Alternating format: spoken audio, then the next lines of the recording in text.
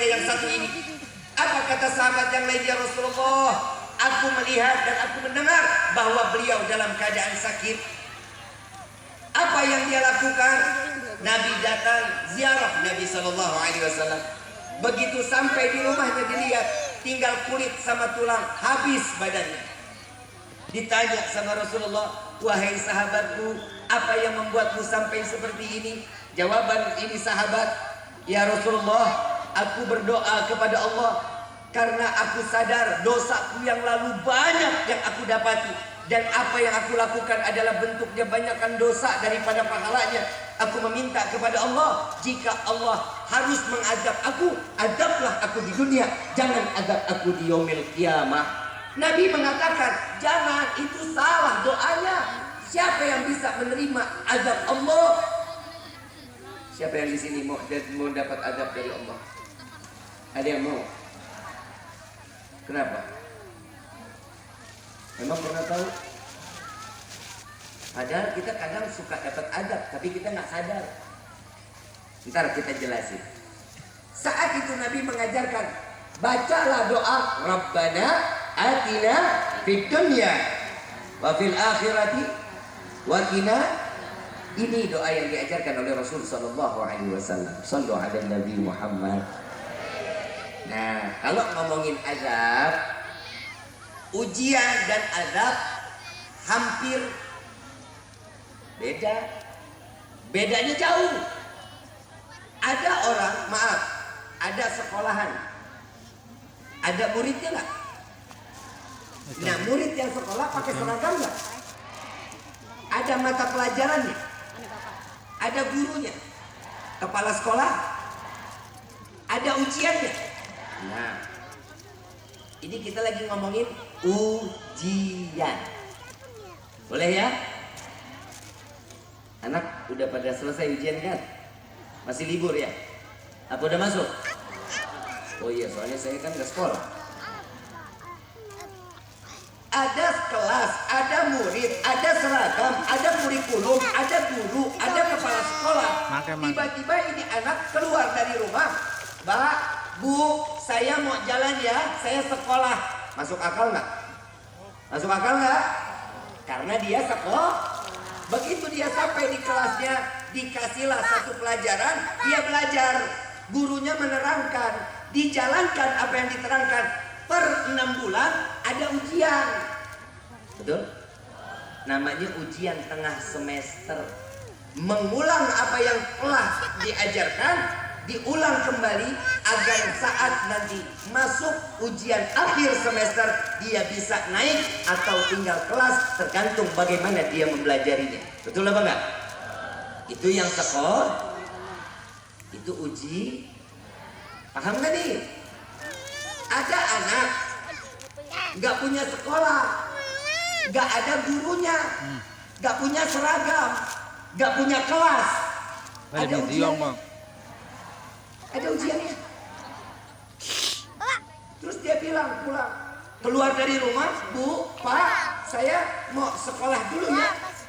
Orang tua juga bilang, ini anak kenapa ya? Jadi ada ujiannya apa enggak? Enggak ada. Beda nggak sama yang sekolah? Di dalam agama kita juga begitu. Orang yang sholat, orang yang ibadah, yang melakukan sesuatunya, menentukan diri, mengikuti syariat, saat terkena musibah, itu namanya ujian dari Allah. Ada kenaikan, ada penurunan. Kalau orang yang ibadah, saat dia diberikan satu musibah atau diberikan ujian, berarti hamba tersebut ingin diangkat derajatnya oleh Allah. Tapi ini orang nggak sholat, ini orang nggak ngaji, ngadu domba, ngerusak, terus bilang, no, saya lagi dapat ujian. Bilang sama dia, itu bukan ujian, itu azab, baru dunia, belum. Nah, kita tinggal pilih ini. Kalau kata orang, ini maksudnya buci kan ya? Hah? Bojong. Kalau kata orang bojong, life is choice. Ngerti nggak? Sama, saya juga enggak sebenarnya. Hidup itu pilihan. Mau surga, mau neraka, Allah kasih jalan buat kita. Betul apa enggak? Mau jadi orang baik, surga jaminannya. Betul? Mau jadi orang yang nggak baik, neraka tempatnya. Itu pas. Nggak bakal bisa ketuker. Nabi Musa pernah bilang, ya Allah, bukankah kami ini adalah hamba-Mu? Untuk apa? Kami Engkau ciptakan, tapi Engkau masukkan kami ke dalam neraka. Benar juga sih pertanyaan Nabi Musa. Benar apa enggak? Nah, kan kita kan diciptain Allah ya. Tapi neraka Allah ciptain. Nah kita diciptain sama Allah, tapi dimasukin juga ke dalam neraka. Dijawab apa sama Allah? Ya Musa, mau tahu jawabannya? Mau ya Allah? Ini tanam bibit. Diambil bibit, ditanam sama Nabi Musa. Keluarlah pohon begitu besar dan buah-buah yang sangat kalau dilihat tuh indah, lezat, nikmat. Saat di mana buah itu banyak, Allah tegur Nabi Musa. Ya Musa, sedang apa? Sedang panen ya Allah. Oh, kok yang diambil nggak semua? Apa jawabannya Nabi Musa? Yang aku ambil adalah yang baik. Yang buahnya baik aku ambil ya Allah. Kalau yang nggak baik aku nggak ambil. Apa jawaban Allah? Begitulah cara aku memilih hambaku. Mereka yang baik aku tempatkan di dalam surga. Yang nggak baik aku tinggalkan mereka di dalam neraka. Na'udzubillahi min. Nah, tinggal hidupnya kita maunya bagaimana. Makanya kalau orang berdoa cuma minta rezeki, sayang. Yang harus diminta adalah, ya Allah berikanlah kami taufik dan hidayah. Itu doa yang paling mahal. Insya. Kalau minta umur panjang jadi bagaimana dong Bib? Ya Allah berikanlah kami umur yang panjang dalam taat ibadah kepadamu. Amin. Alah amin aja kudu disuruh. Apa doa kita yang ketiga yang kita minta sama Allah? Setelah minta rezeki, minta panjang umur, yang ketiga apa? Apa? Jarang doa buat anak, ya Allah berikan kami anak yang soleh, jarang. Anak doain orang tua, jarang juga. Yang ketiga kita mintanya, ya Allah masukkan kami ke dalam surga. Betul nggak? Yang diminta surga. Emang pernah masuk surga? Kenapa nggak ada cita-cita masuk neraka? Kenapa? Nggak bebas serem. Si udah dikasih tahu neraka tempatnya nggak baik, makanya kita dengar pengen dia masuk surga. Yang saya mau tanya, model kita begini nih, Bu, Ibu, model kita, emang pantas masuk surga? Pantas dari Hong Kong. Maaf, Bu, ini karena banyaknya perempuan, saya mau ngomelin dulu sedikit boleh? Di neraka paling banyak laki atau perempuan? Neraka meminta surga. Di neraka paling banyak laki-laki Pak, paling banyak di surga Pak. Tenang Pak. Tahu nggak kenapa kita laki-laki banyaknya di surga? Ini lihat muka-muka teraniaya.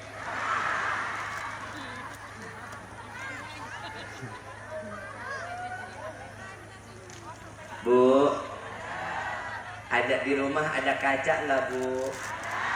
Pernah ngaca? Pernah? Sering? Pernah ngobrol sama yang di kaca? Gila dong. Nih pulang dari sini, ketemu kaca, tanya, kamu pantas nggak masuk surga?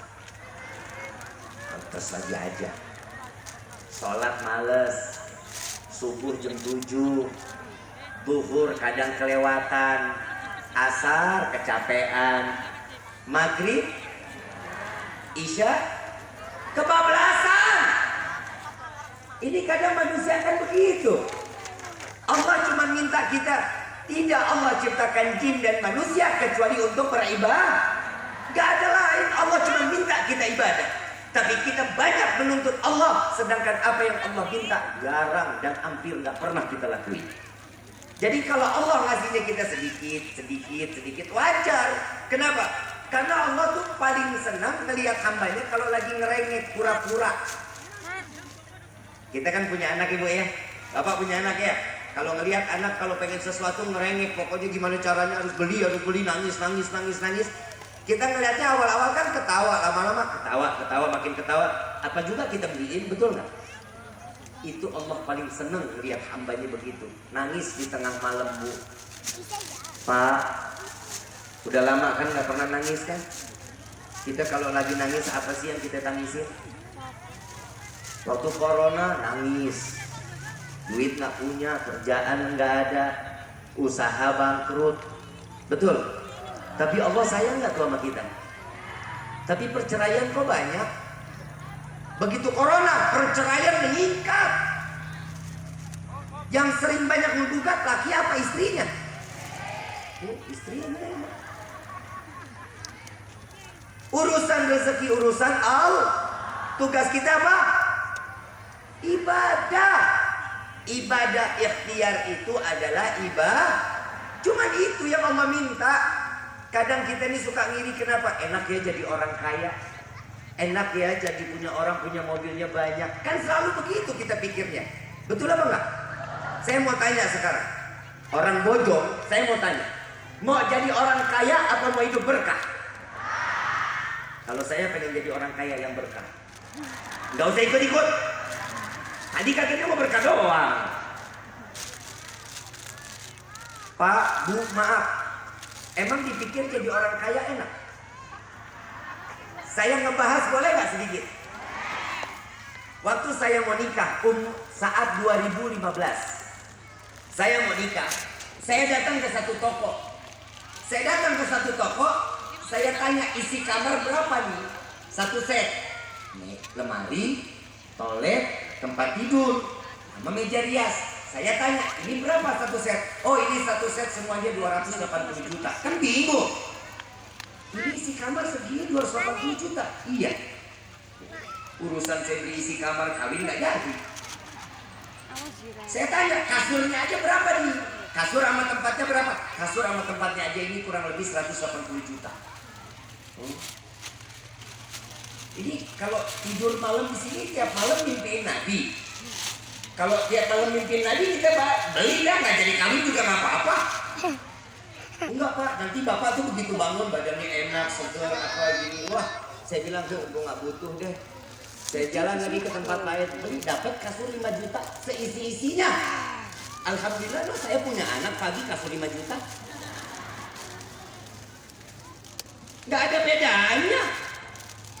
Subhanallah, saya datang ke rumah salah satu artis, adiknya mondok, kayak saya yang kebawa ke pondoknya. Saya lagi main ke rumahnya. Bro, gue pengen sholat boleh nggak? Boleh deh. Duh, di kamar adik gue. Masuk saya ke kamar adiknya. Saya ngeliat isi kamarnya persis apa yang saya mau beli. Saya bilang, ini yang saya mau beli nih. Saya bilang sama adiknya, Dek, enak tidur sini. Habib, enak Bib. Habib coba deh tiduran deh. Enak banget Bib. Kenapa? Bangun sini nggak pada sakit. Sini nggak ada yang sakit Bib. Saya, dia benar juga ya. Saya nggak kebayang orang bojong tidur di kasur 180 juta sebulan nggak bangun. Pules banget. Tapi maaf, sekaya-kayanya manusia bisa beli tempat tidur segitu mahalnya, tapi wallahi mereka tidak akan pernah bisa membeli nikmatnya tidur. Gak akan pernah dia bisa beli. Kita nikmat gak? Tidur di karpet, ileran lagi. Ayo, benar gak? Tidur di ubin, buka baju celentang. Alhamdulillah. Pintu nggak kekunci, aman. Mereka orang kaya, depan pos, belakang pos, CCTV dalam, CCTV luar. Kenapa? Was-was. Kita mah alhamdulillah, pintu nggak kekunci, ngablak, rampok mau masuk, silahkan. Apa juga yang mau dirampok coba? Bener nggak? TV dikebuk dulu baru nyala. Udah syukur aja udah sama Allah. Jangan pernah iri dengan rezeki orang. Nikmatin jalan hidup kita. tugas kita cuma ibadah. Orang yang kurang di dalam rezeki bukan berarti Allah benci. Tapi kenapa? Allah selamatkan mereka agar mereka masuk ke dalam surga. Tidak berlama-lama di saat penghitungan amal baik dan amal buruk setiap orang. Syukur kita sama Allah. Jangan suka ngiri. Insya. Nah kalau kita mau masuk surga, maaf Bu, ada satu kisah Abu Nawas. Tahu Abu Nawas? Tahu dari mana lu? Emang seumuran apa? Pernah dengar cerita Abu Nawas? Pernah? Orang yang akalnya panjang, akalnya pintar. Beliau ini orang soleh. Bisa dikatakan orang ini orang yang alim, soleh, wali. Abu Nawas seorang wali. Saat dia menerima satu permasalahan, datang muncul penyelesaiannya, muncul itu ilham yang Allah berikan kepadanya.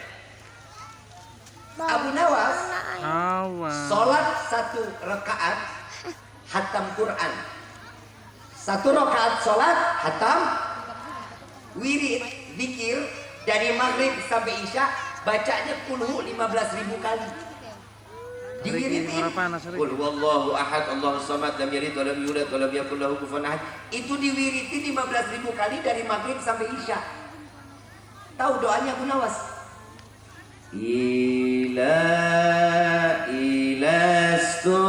Ilastulil firdausi a'la wala nalil faham waghfir dhunubi fa innaka ghafir. Ini doanya Abu Nawas. Abu Nawas yang sholat 1 rakaat hatam Quran, yang zikir kulhu 15.000 kali, sadar diri kalau dia nggak pantas masuk ke dalam surga. Ya kita sholat yang kul lagi. Selesai sholat boro-boro zikir Allahumma lantas jalan.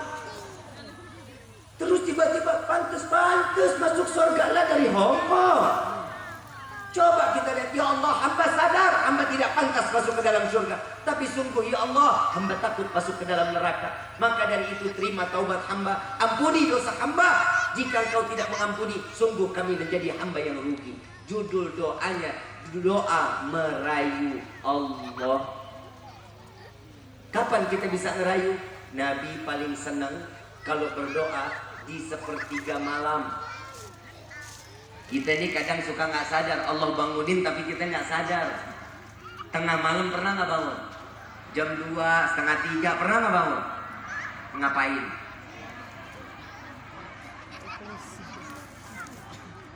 Setelah pipis?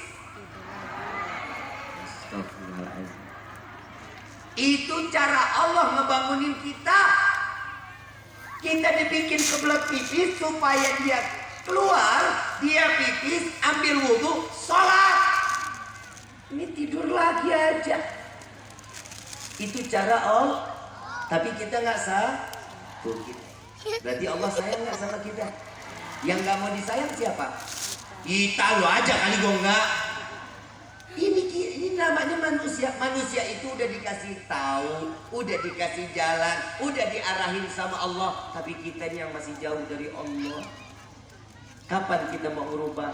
Ini momen Muharram, waktunya kita dari yang nggak baik menuju tempat yang ayo, dari hamba yang tadinya ahli maksiat menjadi hamba yang taat, hamba yang ibadah, hamba yang mau ikut apa yang diajarkan oleh Allah dan Nabi Muhammad sallallahu alaihi wasallam.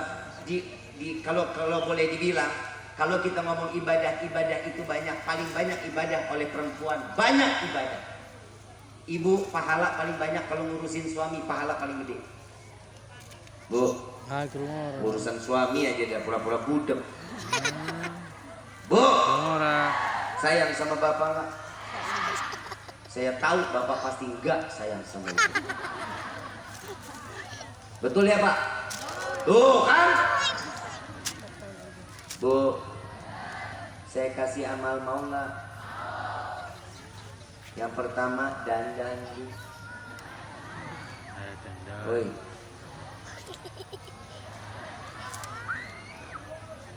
Bu. Ibu. Bu.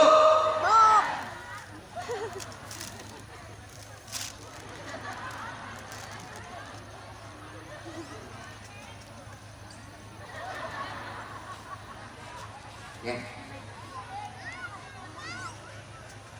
Pak. Bapak. Terakhir ngelihat ibu dandan nemenin bapak tidur kapan? Ah! Waktu pengantin baru, Pak. Tahun 80 dong. Bu. Dandan ya. Ibu dandan niat untuk nyenengin suami, Allah buka 8 pintu surga untuk istri tersebut. Amin, jalanin. Gak ada yang ngedoain. Jalan. Ya Bu ya. Tip. Tapi lipstiknya udah sampai ujung nih.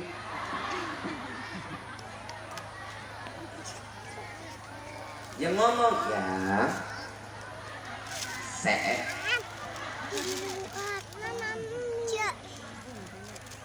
Ya Bu ya. Mulai di hari ntar dandan. Bapak senang nggak ngeliat istri dandan, Pak? Yang kedua, wangi. Ini freskel, balpiri, cap kampak, kaplang, balsam semuanya kumpul di Bapak. Bu, yang wangi. Ini di samping suami apa? Ayo, Bang. Suami mana yang betah di rumah melihat istri model begitu? Rambut dicepol dari pagi sampai sore, muka berminyak bisa goreng tempe, daster bolong, peniti atas, peniti samping, belakang, kagak pernah diganti. Itu yang namanya peniti, dari mulai rapi sampai bengkok, karatan, elok semuanya. Bu, kenapa daster bolong masih dipakai, Pak? Hah? Adam, nggak dibeliin. Nah lu dandan aja kagak mau dibeliin daster. Bu, kesianin bapak ngapa? Bapak pulang kerja ngeliat ibu pakai daster bolong, pengen peluk, pengen seneng. Begitu dipeluk, ya Allah tangan ketojos. Seneng kagak tetanus. Papa, tangan kita Bu, Mama. buang. Mama. Mama. Kalau mau nyari Adam pakai daster, walaupun nggak bolong masih dibebas. Bu, Bu, Bapak, dijawab yang jujur. Bapak demen nggak ngeliat istri cantik? Seneng nggak ngeliat istri wangi, kecium wangi? Seneng apa nggak? Modalin dong. Demen-demen doang, modalin kagak.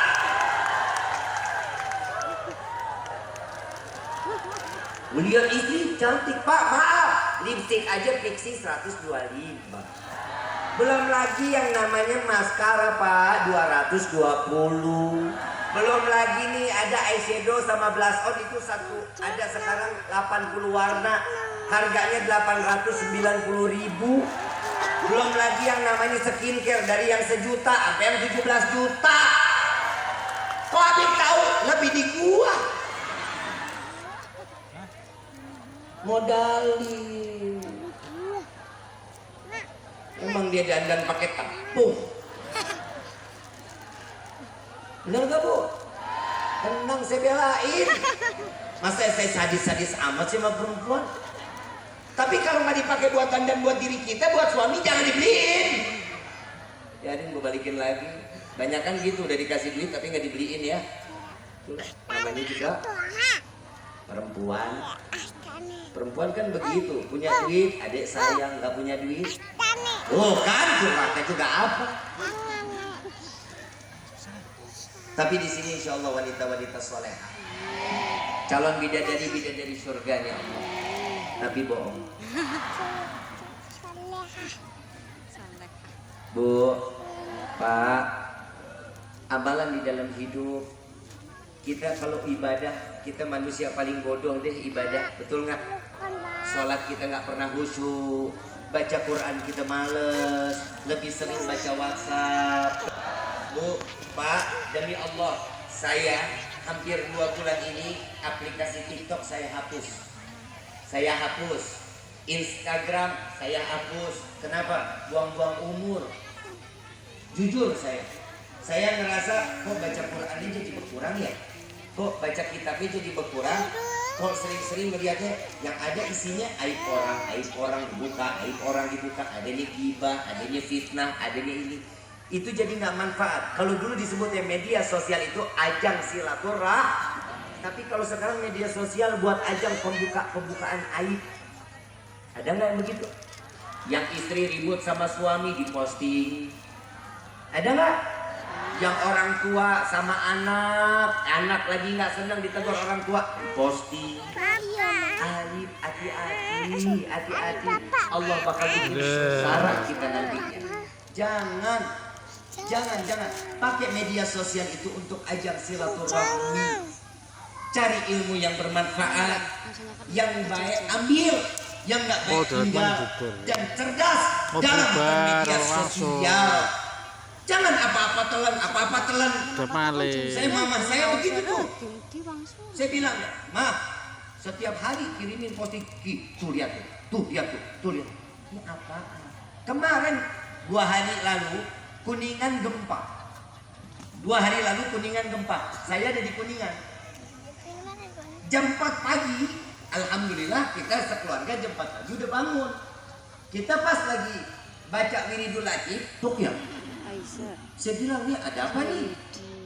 Begitu saya keluar, semua jamaah tetangga pada keluar. "Bib, ada gempa." Oh ya udah, adzan. Allahu akbar, berhenti. Gak lama. Sore gempa lagi. Jam 7 mama saya kirimin. Tadi ada gempa di Sukabumi belah mana? Kuningan ini tempatnya Riki. Nah kan bener iya. Kasih unjuk. Nih loh Ma, yang benernya gini. Oh katanya Sukabumi tuh katanya ini bahaya. Hati-hati Bu, Pak, hati-hati. Media sosial itu tolong harus dengan cerdas. Sama juga kalau kita lagi pilih barang buat COD. Perempuan ini sekarang paling demen Shopee, Lazada, Tokped, belanja di TikTok. Nanti bulan depan kayaknya mulai live lagi tuh di TikTok tuh. Dagang lagi soalnya. Ibu bapak yang dirahmati oleh Allah, ayo kita coba buat diri kita jauh lebih baik. Amaliyah yang harus dikerjakan. Sekarang hari apa nih? Hari apa nih? Ini buat bapak-bapak yang hari Jumat Pak. Saya ngasih amalan. Bapak mau jadi orang kaya berkah nggak? Jangan ajak-ajak ibu ya Pak. Biar bapak aja ya. Pak, saat khatib duduk antara ingin masuk ke khutbah kedua. Karena ada khutbah pertama ya. Ada khutbah pertama terus duduk. Benar. Saat khatib duduk baca ya ghani ya mughni ya ghani ya mughni ya ghani ya mughni sebanyak 40 kali. Sebanyak baca apa Pak? Ya ghani ya mughni dibaca 40. Setiap 10 kali ya ghani ya mughni ya ghani ya mughni ya ghani ya mughni ya ghani ya mughni ya ghani ya mughni ya ghani ya mughni ya ghani ya mughni ya ghani ya mughni ya ghani ya mughni ya ghani ya mughni agni ya ghani ya mughni. Lanjut lagi.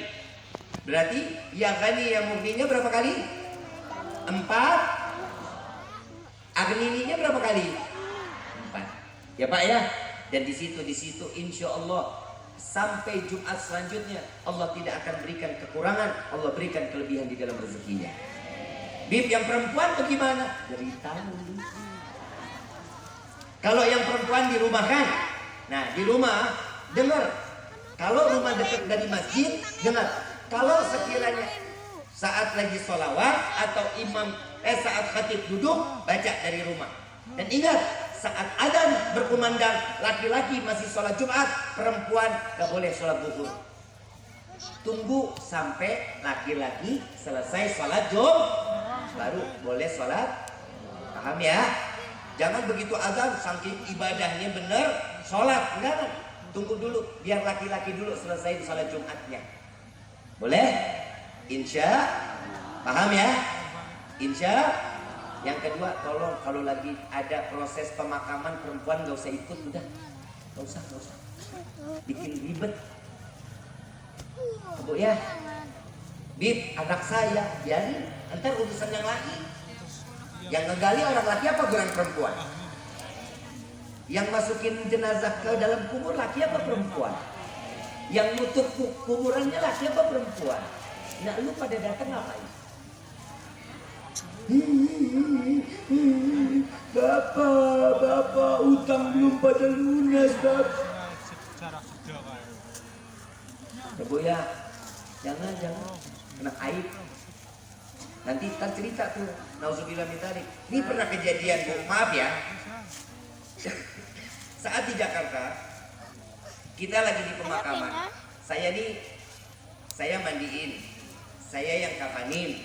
Begitu saya kuburin, dan orang yang namanya pakai udah dijenazahin, jenazah itu udah dipocong, udah dipakein kain kafan, kan disiram minyak, betul nggak? Nah, minyak itu persis jatuh di telinga, dekat telinga. Walaupun udah ketutup kan kelihatan ya. Ada perempuan ikut, itu rame di semuanya. Bilang apa? Ada penyakit keluar dari telinganya. Padahal itu minyak wangi. Jadi fitnah nggak? Jadi nggak baik? Apa jadi baik? Makanya diam di rumah. Udah datang ikut pemakaman pakai celana 7/8, kadang pakai kerudung nempel doang, pakai kaos tangan pendek. Jangan, itu aurat. Kalaupun mau ikut, biarkan. Biar dulu ibu tunggu di motor, ibu tunggu agak jauh, biarin proses anak laki. Begitu selesai ibu mau datang ziarah silahkan. Jangan ikut dilihat di tengah-tengahnya, nggak usah. Kenapa? Aib. Insya, paham ya Bu ya? Tapi itu kan suami, apalagi itu suami. Ibu orang di rumah, suami meninggal, terus ibu ikut di dalam pemakaman. Begitu selesai diuruk, di batu nisan. Ayah, tetangga lihat, tuh siapa itu yang nangis-nangis? Nah itu istrinya. Boleh juga nih jaganya. Nah, panjang ceritanya itu. Jangan ya, insya ikutin, biar aja orang-orang laki yang ngejalanin ya. Insya Allah. Ibu bapak yang dirahmati oleh Allah. Terus amalan apalagi sih Bib di dalam hidup? Saya kasih amalan nggak pakai tenaga, nggak pakai keluar duit, tapi pahalanya gede di sisi Allah. Mau apa nggak? Senyum. Senyum. Orang kalau senyum dilihatnya enak. Nggak punya duit dilihat senyum. Nggak punya duit, tetap aja asem. Enak orang kalau udah senyum. Maaf ya, kita ketemu orang senyum, seneng gak hati? Apa kata Nabi? Orang yang bisa membuat senang hati orang lain dengan hanya sekedar senyuman jauh lebih baik daripada ibadah 60 tahun waktu. Senyum. Ya Bu ya, pulang dari sini senyum sama suami. Ya, ini makan siang udah mateng nih ya. Ya Bu ya, begitu sore ya, ini kopi nih. Ya, makan malam yuk ya. Mau tidur ayang, good night. Bangun pagi, ayang, good morning, I love you. Insya Allah siangnya ibu dibawa ke rumah sakit jiwa. Lah nggak pernah senyum, tiba-tiba senyum mulu. Ya Bu ya, senyum ya, senyum. Itu amalan ringan nggak? Berat nggak? Pakai modal nggak? Jalanin. Ini timbangan paling gede timbangan di sisi Allah. Terus apalagi? Bantu orang yang lagi kesusahan. Nih kalau dia agak repot dah. Ya gimana kita mau bantu dia? Kita dia lagi susah. Ya minimal bantu dengan pikirannya. Oh nanti harusnya seperti ini ya, nanti seperti ini. Pikirin juga. Insya Allah di sini amalan-amalan banyak amalan. Apalagi ibu bikinin kopi buat suami. Ya Allah Bu, sambil senyum. Campur goyangan, tangannya goyang tangan.